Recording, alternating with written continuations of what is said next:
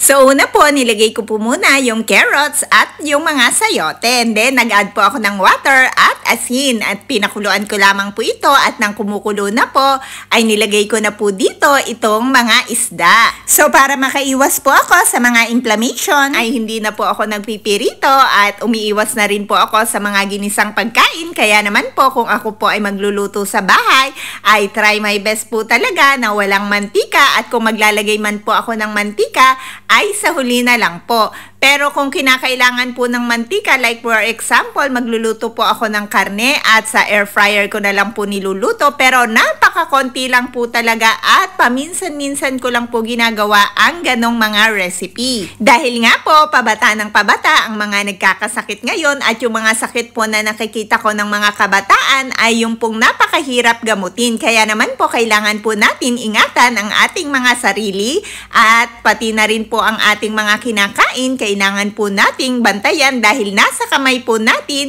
ang ating mga kalusugan. Depende po yan sa ating lifestyle at sa ating gagawin kung tayo po ay hindi laging magpupuyat at mag-exercise kahit konti-konti at dahan-dahan ay magiging good health po tayo at kailangan din po kumain ng sapat at tama lang. Wag pong sobrang dami. Magbigay na rin po ako ng iilang-ilang benefits na makukuha natin sa isda. Ang isda po ay low fat pero high quality po yan ng protein. Kaya naman po hindi lang po tayo sa mga karne makakakuha ng protina pati rin po sa mga isda. At meron din pong omega-3 fatty acid ang isda at may vitamin D and B2 riboflavin. At napakayaman po nito sa calcium at phosphorus. At great source din po iyan ng mga minerals kagaya po ng iron, zinc, iodine, magnesium at potassium. Lahat po ng nabanggit ko ay kailangan ng ating katawan.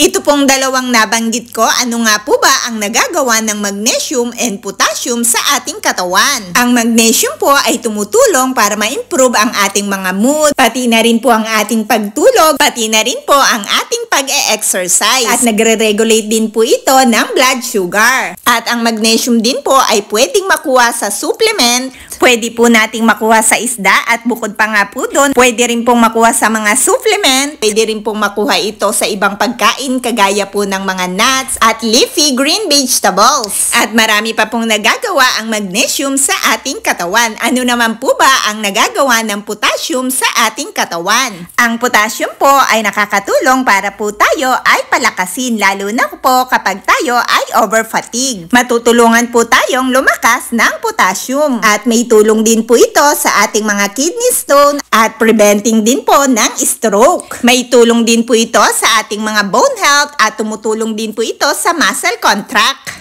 Pati na rin po ang muscle cramps. So napakarami pong nagagawa ng potassium sa ating katawan dahil po sa mineral at essential po yung mga minerals na yon para mag-function po ng maigi ang ating mga katawan at ang ating mga nerves, muscle, pati na rin po ang puso. Kaya naman po guys, napaka-importante po ng magnesium at potassium sa ating katawan dahil sobrang kailangan po ng ating katawan at napakarami po nilang nagagawa sa ating katawan kapag meron po tayong potassium at magnesium sa ating katawan. Ito po ay makukuha nga po natin sa mga pagkain, pwede rin pong sa supplement. So guys, sana po ay may natutunan kayo. At kung hindi ka pa po nag-i-start magpa-good health, try your best po na mag-start na. So for today po, dahil masarap itong sabaw sa kanin, kaya naman po nagkanin po ako for today. Mas mainam po na dadamihan natin ang gulay at prutas. Always remember po, eat enough and nutritious foods.